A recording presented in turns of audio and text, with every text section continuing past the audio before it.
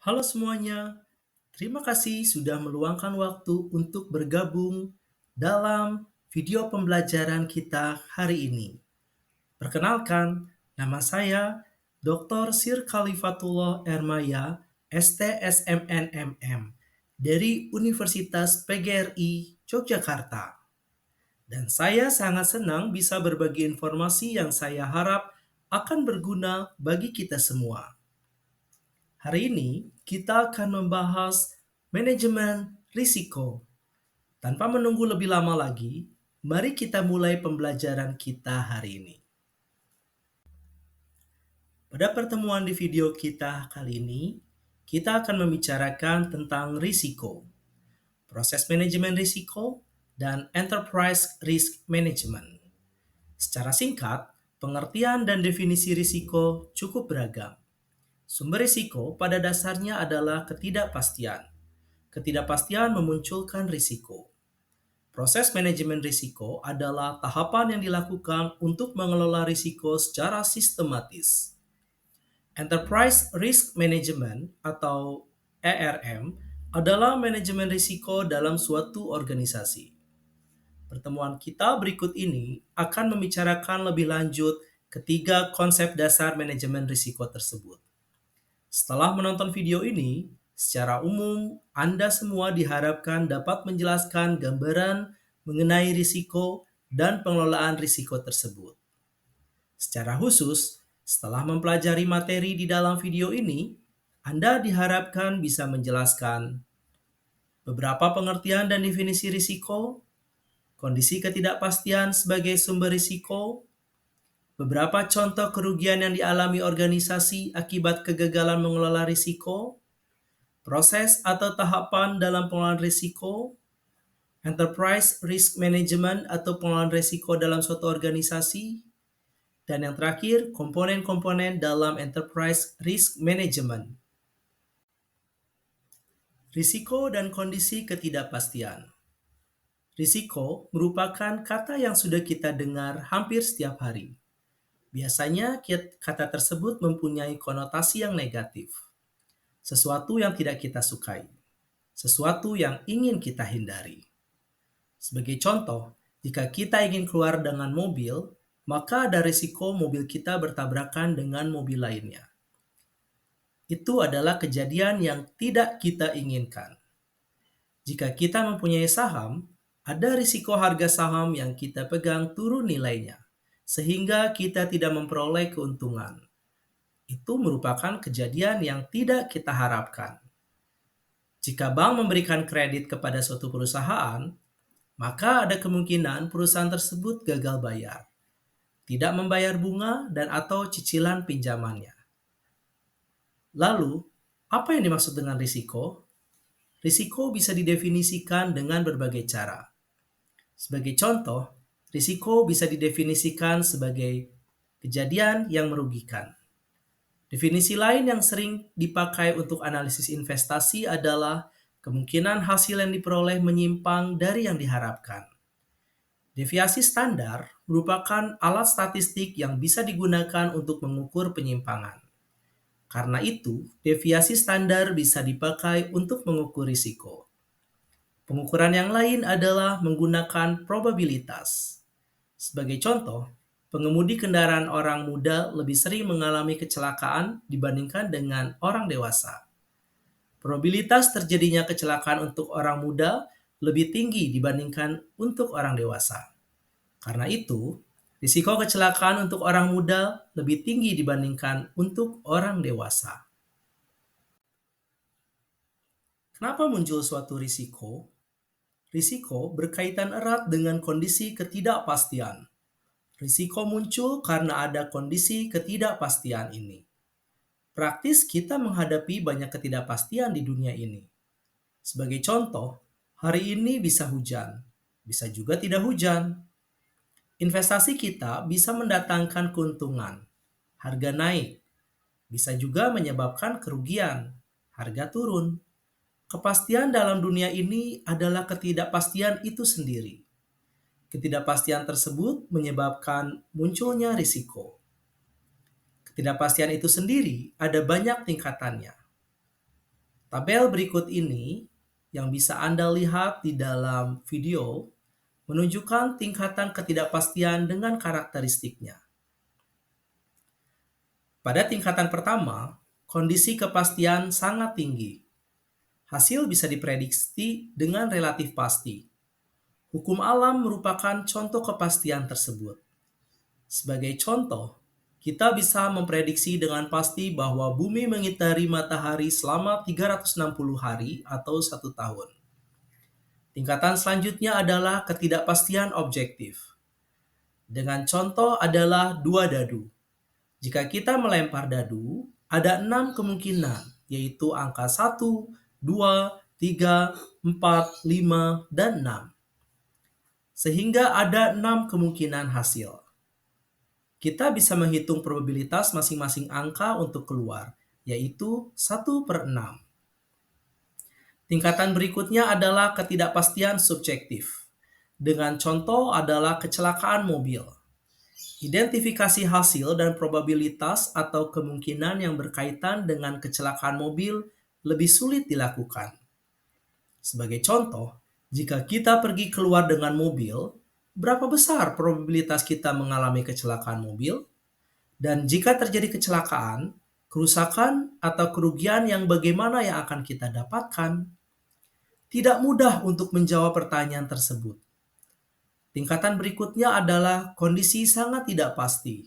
Dengan contoh eksplorasi angkasa.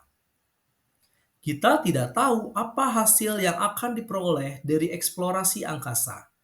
Apakah akan bertemu dengan makhluk asing atau alien? Ataukah menemukan planet yang mirip bumi? Atau apa yang akan kita temukan? Sangat sulit memprediksi atau mengidentifikasi hasil yang barangkali bisa diperoleh dari eksplorasi angkasa seperti itu.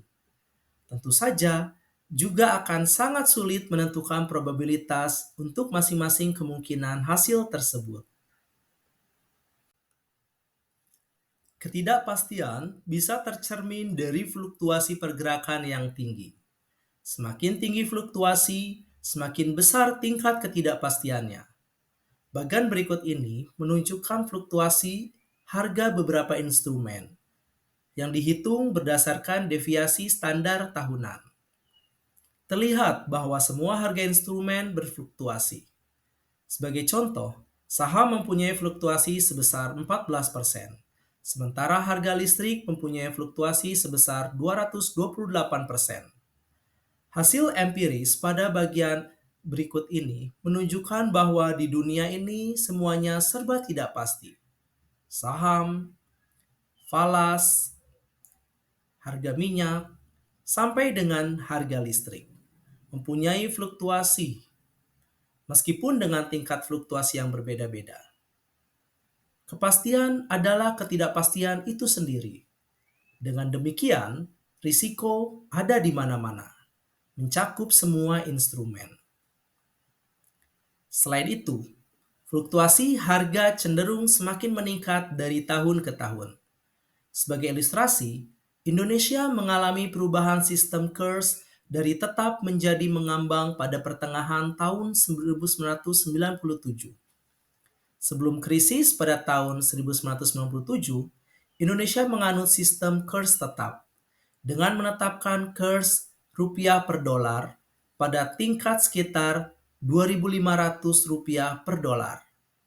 Pada pertengahan tahun 1997, untuk mengurangi tekanan terhadap KERS karena ada krisis ekonomi, pemerintah mengambangkan KERS rupiah per dolar. Sistem KERS mengambang tersebut masih berlaku sampai saat ini. KERS rupiah per dolar tidak lagi tetap, tetapi bisa berubah tergantung mekanisme pasar. Sistem KERS mengambang tersebut mengakibatkan fluktuasi KERS rupiah per dolar jauh lebih tinggi dibandingkan dengan fluktuasi KERS rupiah per dolar pada sistem KERS tetap. Mengapa fluktuasi cenderung meningkat? Ada beberapa faktor yang mendorong peningkatan fluktuasi tersebut, seperti globalisasi dunia, liberalisasi dunia, dan proses informasi yang semakin cepat. reaksi investor yang semakin cepat. Yang pertama, globalisasi dunia membuat keterkaitan perekonomian dunia lebih erat. Kejadian di suatu negara akan lebih cepat mempengaruhi negara lain. Dengan kondisi seperti itu, fluktuasi akan cenderung meningkat. Liberalisasi dunia membuka pasar domestik terhadap investor asing mempunyai efek yang sama dengan globalisasi. Hambatan antar negara menjadi berkurang.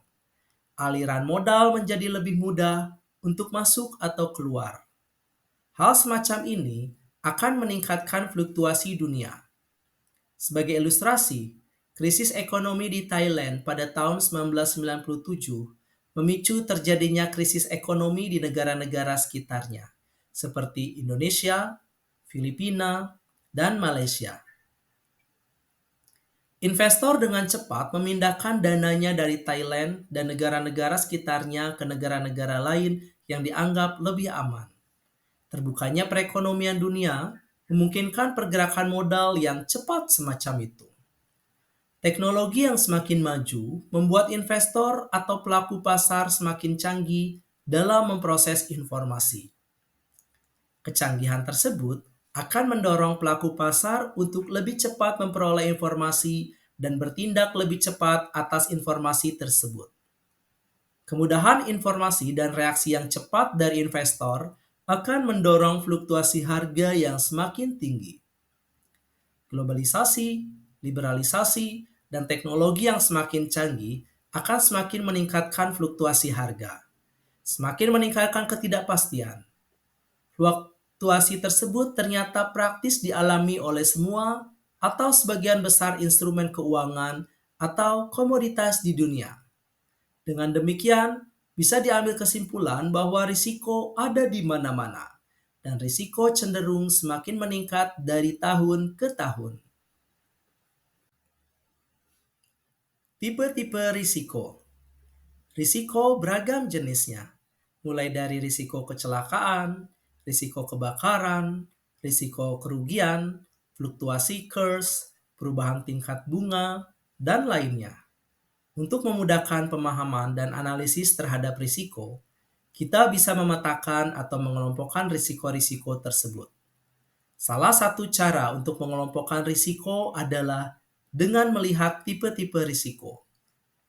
Bagian berikut ini yang bisa Anda lihat di video pembelajaran kita kali ini menunjukkan bahwa risiko bisa dikelompokkan ke dalam dua tipe risiko, yaitu risiko murni dan risiko spekulatif, risiko subjektif dan objektif, dan dinamis dan statis. Risiko bisa dikelompokkan ke dalam risiko murni dan risiko spekulatif, dengan penjelasan sebagai berikut ini. Risiko murni atau pure risk adalah risiko di mana kemungkinan kerugian ada, tetapi kemungkinan keuntungan tidak ada. Jadi, kita bisa membicarakan potensi kerugian untuk risiko tipe ini. Beberapa contoh risiko tipe ini adalah risiko kecelakaan, kebakaran, dan semacamnya. Contoh lain adalah risiko banjir menghantam rumah kita. Kejadian seperti itu akan merugikan kita. Tetapi rumah berdiri di tempat tertentu tidak secara langsung akan mendatangkan keuntungan tertentu. Jika terjadi kebakaran atau banjir, di samping individu yang terkena dampaknya, masyarakat secara keseluruhan juga akan dirugikan. Asuransi biasanya lebih banyak berurusan dengan risiko murni. Yang kedua, risiko spekulatif adalah risiko di mana kita mengharapkan terjadinya kerugian dan juga keuntungan. Potensi kerugian dan keuntungan dibicarakan dalam jenis risiko ini. Contoh tipe risiko ini adalah usaha bisnis. Dalam kegiatan bisnis, kita mengharapkan keuntungan, meskipun ada potensi kerugian. Contoh lain adalah jika kita memegang atau membeli saham. Harga pasar bisa meningkat, artinya kita memperoleh keuntungan. Bisa juga analisis kita salah. Harga saham bukannya meningkat, tetapi malah turun, atau kita memperoleh kerugian. Risiko spekulatif juga bisa dinamakan sebagai risiko bisnis. Kerugian akibat risiko spekulatif akan merugikan individu tertentu, tetapi akan menguntungkan individu lainnya. Misalkan suatu perusahaan mengalami kerugian karena penjualannya turun. Perusahaan lain barangkali akan memperoleh keuntungan dari situasi tersebut. Secara total, masyarakat tidak dirugikan oleh risiko spekulatif tersebut. Di samping kategorisasi murni dan spekulatif, risiko juga bisa dibedakan antara risiko yang dinamis dan yang statis. Risiko statis muncul dari kondisi ketidakkeseimbangan tertentu. Sebagai contoh, risiko terkena petir merupakan risiko yang muncul dari kondisi alam yang tertentu. Karakteristik risiko ini praktis tidak berubah dari waktu ke waktu. Risiko dinamis muncul dari perubahan kondisi tertentu. Sebagai contoh, perubahan kondisi masyarakat, perubahan teknologi memunculkan jenis-jenis risiko baru. Misal, jika masyarakat semakin kritis, sadar akan haknya, maka risiko hukum atau legal risk yang muncul karena masyarakat lebih berani mengajukan gugatan hukum terhadap perusahaan akan semakin besar. Risiko juga bisa dikelompokkan ke dalam risiko subjektif dan objektif dengan penjelasan sebagai berikut ini. Risiko objektif adalah risiko yang didasarkan pada observasi parameter yang objektif. Sebagai contoh, fluktuasi harga atau tingkat keuntungan investasi di pasar modal bisa diukur melalui standar deviasi. Misal, standar deviasi return saham adalah 25% per tahun. Risiko subjektif berkaitan dengan persepsi seseorang terhadap risiko. Dengan kata lain, kondisi mental seseorang akan menentukan kesimpulan tinggi rendahnya risiko tertentu. Sebagai contoh, untuk standar deviasi return pasar yang sama besarnya 25%, dua orang dengan kepribadian berbeda akan mempunyai cara pandang yang berbeda. Orang yang konservatif akan menganggap risiko investasi di pasar modal terlalu tinggi. Sementara, bagi orang yang agresif, risiko investasi di pasar modal dianggap tidak terlalu tinggi. Perhatikan bahwa kedua orang tersebut melihat pada risiko objektif yang sama, yaitu standar deviasi return sebesar 25% per tahun. Berikut ini contoh-contoh risiko yang biasa dihadapi oleh suatu organisasi. Risiko-risiko tersebut dikelompokkan ke dalam risiko murni dan risiko spekulatif.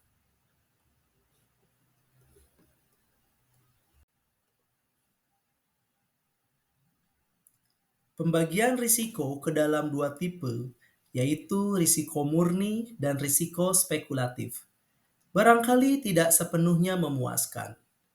Ada beberapa jenis risiko yang barangkali bisa masuk ke dalam risiko murni maupun spekulatif.